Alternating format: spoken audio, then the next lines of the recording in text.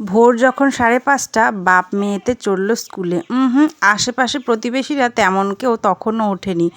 ওরা 5:30 স্কুল বেরোচ্ছে মানে আমাকে কটার সময় উঠতে হচ্ছে বুঝতে পারছো?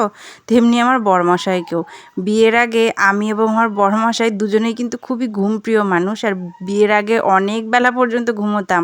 এই সংসারের চাপে পড়ে দুজনেরই ঘুম গেছে উড়ে। আর আমার অবস্থা তো পুরো নাজেহাল এই গরমে। সকালবেলাতে ফ্রেশ হওয়ার কি দাঁতটা মাজারও পর্যন্ত টাইম পাইনি, একদম পুরো ঝড় বয়ে যায় যতক্ষণ না ওদের পাঠাতে পারছি স্কুলে।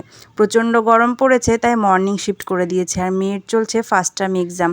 এই মাসটায় স্কুল হবে, ও মাসে বোধহয় ছুটি দিয়ে দেবে। আমাদের গাড়িগুলো যতগুলো স্কুলে দেওয়া আছে সবগুলোতে ছুটি দিয়ে দিয়েছে, শুধু মেয়ের স্কুলটাই বাকি।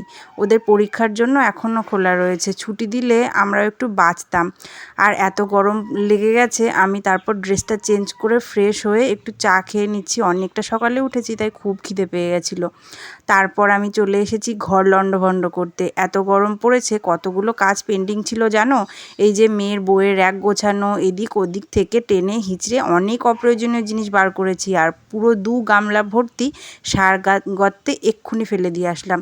এত তো ঘর পরিষ্কার করি, তবু এত অপ্রয়োজনীয় জিনিস কোথা থেকে যে জড়ো হয় আমি ভেবেই পাই না।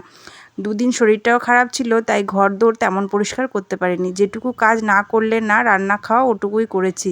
এর মধ্যে বাড়ির কাছে বাপের বাড়ি হলে যা হয় আর কি, ভাইকেও ডেকে নিয়েছি কাজে হেল্প করার জন্য। এই ঘরের খাটটার তলায় ইট দেওয়া ছিল না, ছোট ছোট কাঠ দেওয়া ছিল, ভাইকে দিয়ে সেগুলোই দিয়ে নিলাম। সাথে ভারী ভারী কিছু জিনিসও এদিক ওদিক করার ছিল, ভাইয়ের কাঁধেই সেগুলো ফেলেছি। আর আমার ড্রেসটা দেখেছো, ঘামে পুরো ভিজে জবজবে হয়ে গেছে। দুজনে কাজ করতে করতে ক্লান্ত হয়ে গেছি, তাই একটু বসে জল খেয়ে নিচ্ছি, সাথে একটু ওর সাথে আড্ডাও দিয়ে নিচ্ছি।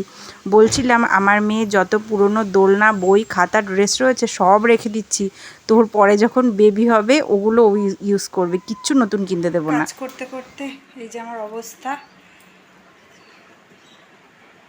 কাজ মোটামুটি হয়েছে, এখন অনেক কাজ বাকি।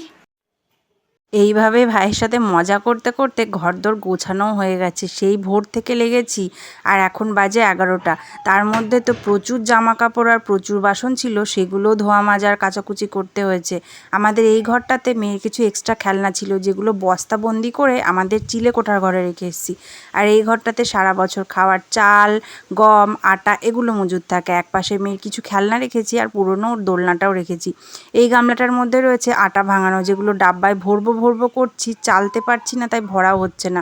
এর মধ্যে স্নান পুজো সেরে রান্নাটাও বসিয়ে দিয়েছি। নিরামিষ ডাল তরকারি ভাজা করেছিলাম, শাশুড়ি মা একটু মাছের ঝোল দিয়ে গেছিলো, আর আমি বানিয়েছিলাম সন্দেশ। টাটা আজকে।